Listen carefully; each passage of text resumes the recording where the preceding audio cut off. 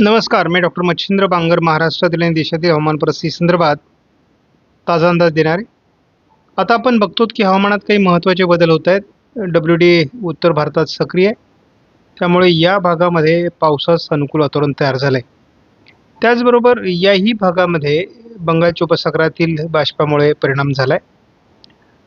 एक जी चक्राकार स्थिती होती ती दूरवर निघून गेली आहे, मात्र नव्याने एक चक्राकार स्थिती या ठिकाणी तयार होण्याची शक्यता आहे. मात्र ही जर विरुद्ध दिशेने न सरकता थोडी केरळच्या बाजूने सरकली तर मात्र मान्सूनला मदत होऊ शकते. अन्यथा मान्सून आणखी लांबणीवर जाऊ शकतो. आज आपण जर साऊथ वेस्ट मान्सूनची प्रगती बघितली तर 30 तारखेला अरबी समुद्राच्या दिशेने सुद्धा प्रगती झालेली आहे आणि बंगालच्या उपसागराच्या दिशेने देखील प्रगती झालेली आहे. बंगालच्या उपसागराचा आणखी बराच भाग त्यांनी व्यापला आहे. त्याचबरोबर अरबी समुद्राचाही बराच भाग व्यापला आहे. त्यामुळे आता केरळच्या वेशीवर येऊन मान्सून थांबलेला आहे. कुलाबा वेधशाळेने दिलेल्या वॉर्निंगनुसार विदर्भात बहुतांश ठिकाणी मेघगर्जनेसह विजांच्या कडकडाटासह जोरदार पावसाची शक्यता व्यक्त करण्यात आली आहे. उत्तर महाराष्ट्र, मराठवाडा, पश्चिम महाराष्ट्र, रायगड, रत्नागिरी या भागात देखील आणि जवळपास संपूर्ण महाराष्ट्रामध्ये मेघगर्जना होऊ शकते. काही ठिकाणी येलो अलर्ट तर विदर्भात ऑरेंज अलर्ट देण्यात आला आहे. 1 तारखेला मात्र विदर्भ, उत्तर महाराष्ट्र, मध्य महाराष्ट्र, कोकण आणि जवळपास सर्वच महाराष्ट्रामध्ये मेघगर्जनेसह पावसाचा अंदाज देण्यात आला आहे. काल आपण भारतीय हवामान खात्याने दिलेल्या अंदाजाविषयी प्रतिक्रिया दिलेली आहे, परंतु त्याच्याविषयीचं काही स्टॅटिस्टिक आपण जमा केलं आहे आणि त्याचा विश्लेषण पण या ठिकाणी केलेलं आहे. जवळपास 10 वर्षात गेल्या 10 वर्षामध्ये IMDचे अंदाज किती टक्के बरोबर आले, गेल्या 10 वर्षात IMDचे अंदाज किती बरोबर आले आणि यावर्षी काय होऊ शकतं, अशा प्रकारचा हा डेटा आहे. जवळपास आपण असं बघतोय की एप्रिलचा अंदाज हा जवळपास 6.9 म्हणजे 7% बदललेला आहे. त्यानंतर मे जूनमध्ये जे अंदाज दिले गेले ते मात्र 6% बदललेले 5.9. मात्र 2011 ते 20 यामध्ये फक्त 100% अचूक अंदाज हे 2च वर्षाचे आले, म्हणजे 8 वर्षाचे अंदाज चुकलेले आहेत. त्यानंतर 2001 ते 2010 या कालावधीमध्ये सरासरी त्रुटी ही 8.6ची आहे. म्हणजे एकूण जर त्यांनी 100% अंदाज दिला असेल तर तिथे 108 किंवा 92% असा डिफरन्स झालेला आहे. 2011 ते 2020च्या दरम्यान सरासरी त्रुटी 7.1ची आहे आणि आपण या ठिकाणी बघतो की 2021 ते 25च्या दरम्यान साधारण 2 ते 3% फक्त त्रुटी त्यांची दाखवण्यात आलेली आहे. मात्र ज्या वर्षी एल निनोचं वर्ष असतं त्या वर्षीची त्रुटी जी आहे ती जवळपास 8% जास्त आहे आणि त्यामुळे यावर्षी जर 90% अंदाज हवामान खात्याने दिला असेल तर माझा अंदाज आहे की जवळपास 96 ते 97% पाऊस यावर्षी महाराष्ट्रात पडेल. त्यापेक्षा, कारण त्यांचा अंदाज त्यांनी अतिशय कमीत कमी दिलेला आहे आणि तो वाढीव होणार आहे, तो त्यापेक्षा कमी होणार नाही. उद्या 31 तारखेला मध्य भारतावर पावसाळी वातावरण तयार झाल्यास विदर्भ आणि उत्तर महाराष्ट्राच्या उत्तरेकडून आणि कोकणात देखील हवामान बदलू शकतं.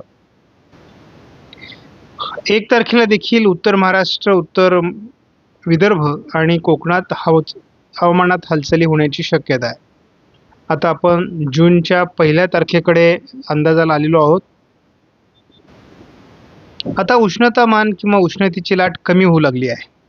थोड्याफार प्रमाणात विदर्भ, तेलंगणा, आंध्रमध्ये उष्णतेची लाट आहे, परंतु ती देखील उद्या बऱ्यापैकी कमी होईल आणि 1 तारखेला 1 आणि 2 तारखेला भारतामधील उष्णतेची लाट संपुष्टात येते आहे.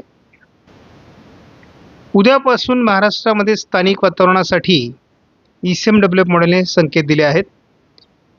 थोड्याफार शिडकावा कोकण किनारपट्टीला देखील उद्या होऊ शकतो, म्हणजे पावसाची सुरुवात कोकण किनारपट्टीत उद्या व्हायला हरकत नाही. नंदुरबार, धुळे, जळगाव आणि थोड्याफार प्रमाणात हिंगोली, नांदेड आणि परभणीच्या आजूबाजूने उद्या पावसाचे संकेत देण्यात आले आहेत.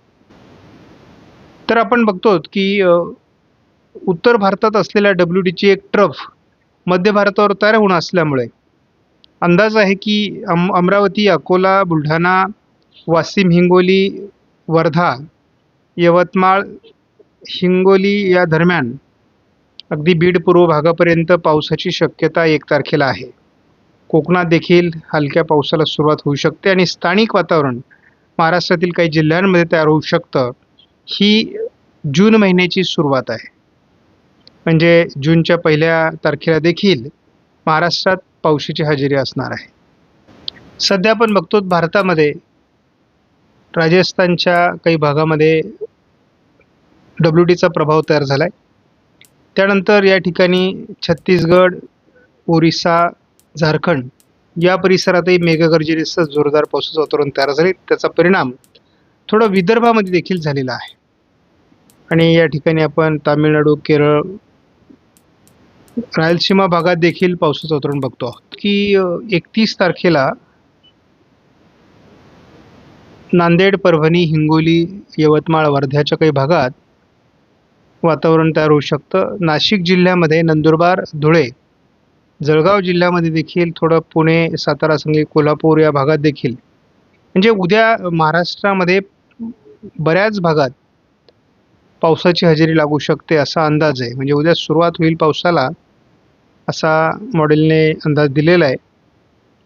आणि 1 तारखेचं मात्र एक वेगळं वैशिष्ट्य आहे.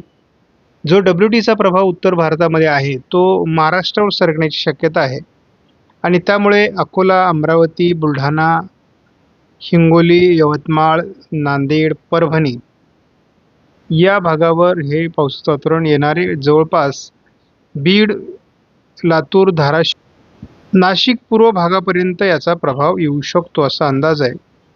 सोलापूरच्या काही भागात आणि अहिल्यानगरच्या काही भागात उशिरा पावसाचं वातावरण तयार होऊ शकतं असा अंदाज आहे. जून हा मान्सूनचा पहिला महिना असून त्याच्या 1 तारखेला महाराष्ट्रात पावसाची शक्यता आहे.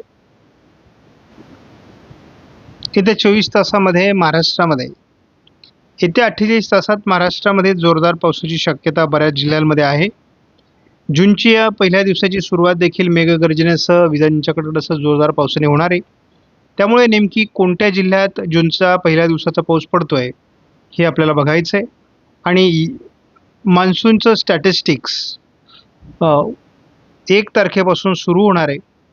त्यामुळे आपण या जून महिन्याचा देशात आणि राज्यात 94 ते 95% पावसाचा अंदाज दिलेला आहे.